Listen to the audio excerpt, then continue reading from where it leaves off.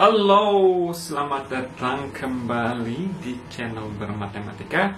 Pada video kita kali ini, saya ingin membahas sebuah soal yang saya berikan sebagai soal nomor 1 untuk ujian tengah semester dasar-dasar matematika. Ya, ini disimpan di nomor 1, maksudnya soal yang mudah, gitu ya.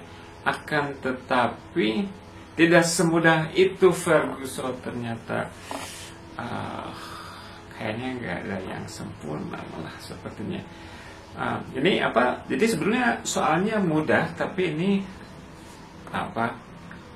Dari sini kita bisa melihat bagaimana kedisiplinan untuk berargumen itu sangat penting di dalam matematika, dan ini mungkin yang masih belum dimiliki oleh para mahasiswa ini yang baru mengenal bagaimana cara membuktikan. Memang kuliah dasar-dasar matematika ini memperkenalkan bagaimana cara kita membuktikan sesuatu, ya. Soalnya sendiri kurang lebih sebagai berikut. Kita punya himpunan A, B, kemudian kita diminta membuktikan mana yang benar dan mana yang salah di antara dua pernyataan berikut. PA gabungan B semua si PA gabungan B, dan pernyataan yang kedua adalah sebaliknya. PA gabungan PB semua di P gabungan B. Oke, apa ini si P gabungan B ini? Jadi untuk setiap himpunan Z, katakanlah PZ ini menyatakan koleksi atau himpunan semua subhimpunan dari Z, ya. Himpunan A sehingga A subset dari Z, ya. Kita ambil semua subhimpunan dari Z, kemudian kita kumpulkan dan bentuk suatu himpunan yang baru, ya. Oke, kesalahan pertama yang sering dilihat adalah mahasiswa menuliskan, misalkan untuk prosedur standar membuktikan sesuatu itu subhimpunan dari sesuatu yang lain, yang kita lakukan adalah kita ambil sembarang di sini, kemudian tunjukkan bahwa dia juga ada di sini, ya. Kesalahan dari banyak mahasiswa adalah, pertama, dia bilang ambil X di sini.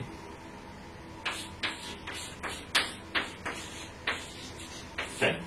Jadi ini adalah himpunan dengan satu unsur.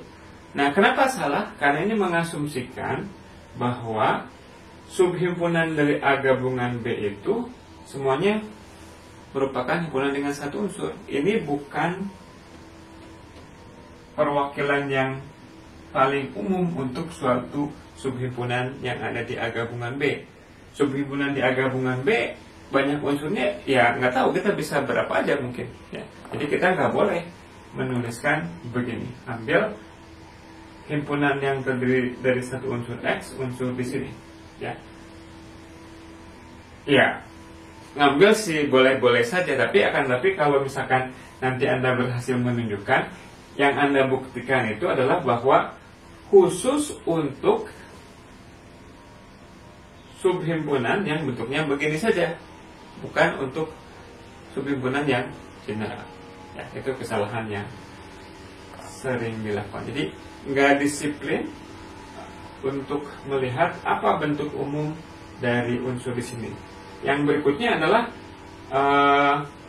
mengacaukan dua hal. Jadi misalkan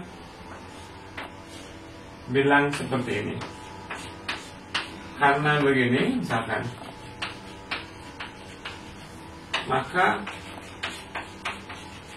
X unsur di A, gitu, ya. Nah, ini juga sesuatu yang keliru, karena ini adalah subhimpunan, ya. Kalau ini unsur, ya. Contoh kenapa ini salah, misalkan apa? himpunan yang terdiri dari satu saja, dia merupakan subhimpunan dari himpunan yang terdiri dari 1 dan 2. Akan tetapi himpunan yang terdiri dari satu unsur ini dia bukan unsur dari ini. Kenapa? Karena unsur dari sini itu hanyalah 1 dan 2 saja. Sedangkan ini adalah sebuah himpunan yang mengandung 1. Jadi ini ada 1 beserta wadahnya. Kalau yang ini cuma isinya aja. Ya. Jadi mungkin kalau yang ini permen yang masih dibungkus. Ya. Kalau ini bungkusnya mengandung 2 permen. Ya. Gimana? Oke, kita bahas ini saja untuk sebagai penjelasan juga kepada mahasiswa nanti, biar nggak kaget. Kenapa ini nilainya rendah saya gitu, padahal merasa benar. Ya. Tapi salah.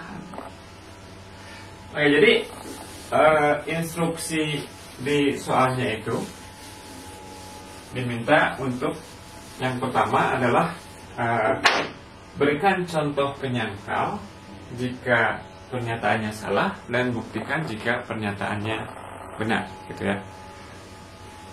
Nah, kesalahan jenis yang lain adalah ada yang membuktikan dengan menggunakan contoh.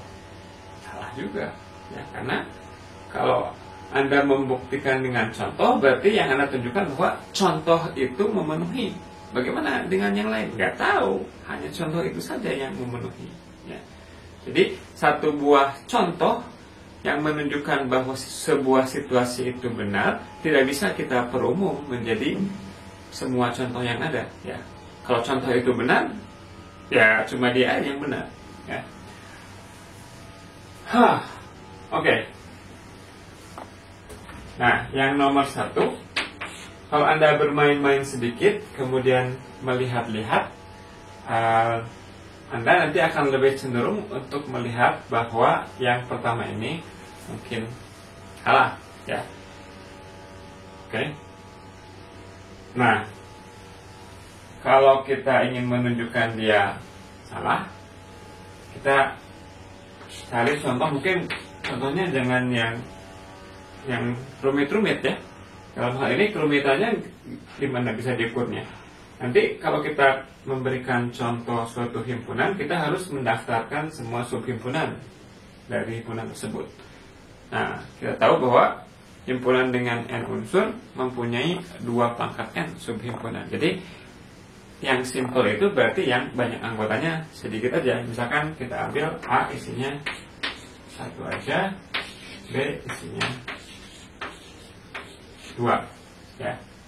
Maka A gabungan B 1, 2. PA-nya apa? Himpunan kosong dan 1 isinya. Kemudian PB isinya himpunan kosong dan himpunan yang isinya 2. Sedangkan P dari A gabungan B himpunan dengan 0 unsur, himpunan dengan 1 unsur, dan himpunan dengan 2 unsur. Oke. Kita ingin mengatakan bahwa ini tidak benar. Kapan kita bisa bilang bahwa misalkan Y subset dari Z? Kita bisa bilang begini ketika semua unsur di sini juga merupakan unsur di situ. Berarti kalau kita ingin bilang bahwa saling subset nggak benar, kita harus menunjukkan bahwa ada unsur di sini yang bukan unsur di situ. Nah, beberapa dari mahasiswa juga cuman bilang aja setelah ngitung begini, dengan demikian PA gabungan B subset dari ini merupakan pernyataan yang salah. Dia nggak bilang gimana cara melihat bisa menyimpulkan hal seperti itu. Ya mungkin aja jelas buat dia, tapi dia bertugas untuk meyakinkan orang yang baca saya sebagai pembaca nggak tahu apakah dia bilangnya seperti itu karena dia mengerti, atau dia bilang cuma memang karena pengen kesimpulannya seperti itu. Nggak ada perbedaan, ya. Nah, maka ya, argumen yang baik adalah kita bilang karena diperhatikan, atau boleh karena himpunan 1, 2 ini unsur di PA gabungan B, tapi 1, 2 bukan unsur di PA gabungan PB, maka tidak benar bahwa begini, ya. Nah, tulis sendiri ya. Karena kalau benar, apapun yang ada di sini harus ada di sini juga, gitu. Ya. Oh, saya belum hitung PA gabungan B-nya. PA gabungan PB, PA gabungan PB sama dengan 4, 1, 2. Ya. Jadi kita lihat bahwa ini ada di sini tapi tidak di sini. Dengan demikian tidak benar bahwa ini subset dari itu. Ya. Oke. Cukup jelas? Oke, cukup jelas. Hapus saja ya. Hapus. Ya, mudah sebetulnya ini, tapi mungkin karena Anda belum berdisiplin logikanya, Anda mengacaukan antara subset dengan elemen, ya. Oke. Nah, kemudian ini yang kedua, kan kita buktikan bahwa pernyataannya benar. Nah, untuk membuktikan subset itu template-nya udah jelas. Cara kita tahu kapan sesuatu termuat di yang lain adalah kalau kita ngambil sembarang di sini, maka dia harus ada di sini juga. Ada yang bilang macam-macam aneh-aneh, nggak tahu mau ngomong apa gitu. Ya. Ambil. Nah, tadi seperti yang saya bilang, banyak yang salah ambil X di sini, gitu. Ya. Ini sudah menyalahi karena ini bukan unsur yang umum yang ada di sini. Ya. Jadi alih-alih Anda tuliskan seperti ini, Anda misalkan seperti ini. Ambil Z di sini. Ya. Oke. Maka ya, ini selalu di kelas saya bilang bahwa yang membuktikan himpunan-himpunan itu semuanya hanya ngikutin definisi aja. Anda tinggal ngikuti apa konsekuensi logis dari pernyataan berikutnya. Misalkan ini, apa artinya ini? Artinya adalah ini ada di sini atau ini ada di situ. Ya, ditulis aja. Maka Z di PA atau Z di PB. Oke, berikutnya apa? Ya, kembali lagi Anda tanya, ini itu apa artinya? Ini apa artinya? Oke, ini tadi untuk bisa menulis ini apa artinya, kita harus memahami PA itu apa. PA itu adalah koleksi semua subset dari A. Kalau kita bilang bahwa Z merupakan bagian dari semua koleksi subset dari A, berarti apa? Akibatnya Z subset dari A, ya, bukan unsur dari A. Z subset dari A atau Z subset dari B, ya. Nah, sekarang yang kita inginkan si Z ini unsur di sini. Kapan kita bisa bilang Z ini unsur di sini? Kalau si Z-nya adalah himpunan bagian dari A gabungan B. Ya. Nah, kita bisa bilang, tapi A himpunan bagian dari A gabungan B, dan B juga himpunan bagian dari A gabungan B. Dengan demikian,